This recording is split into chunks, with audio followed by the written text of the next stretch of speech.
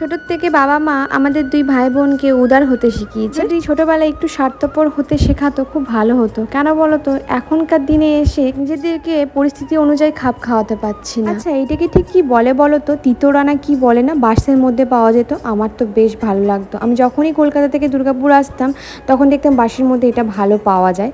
আমি না নিতাম, খুব ভালো লাগতো। বিস্কুটের কন্টেনারগুলো আর চলে এসছে, তো ভাবলাম বিস্কুটগুলোকে সুন্দর করে সাজিয়ে রাখা যাক। একটু একটু করে সুন্দর করে তো সাজাচ্ছি সবটাই, তো দেখা যাক কেমন লাগে লাস্টে রান্নাঘরটা। আর প্রচণ্ড গরম পড়েছে, ছেলে বলছিল নুন চিনির শরবত খাবে। তো ছেলের কেন করব, শুধু শুধু আমি নিজের জন্য একটু বানিয়েছিলাম। এই যে এখানেই বললাম যে আমার ছেলে না দেখলো ভালো করে যে কোনটাতে বেশি আছে, যেটাতে বেশি আছে ও সেটাই নিল। তো ছোটোবেলায় আমরা কি করতাম, যেটা সব থেকে কম থাকতো সেটা আমরা নিতাম, বেশিটা অন্যদেরকে দিতাম। এটাই সব থেকে বড় জীবনে না খুব বড় ভুল করেছি। আর বাবা মা সেটাই শিখিয়েছিল যে স্বার্থপর হয়েও না, উদার হতে শেখো। আর এখনকার দিনে দাঁড়িয়ে সেটা উল্টো হলে মনে হয় ভালো হতো। তো আমি আমার ছেলেকে বলি যে তুমি নিজেরটা আগে চিন্তা করো, পরেরটা পরে দেখা যাবে। কারণ তুমি আজকে যাদের জন্য চিন্তা করবে তারা তোমাদেরকে ঠিক ভুলে যাবে।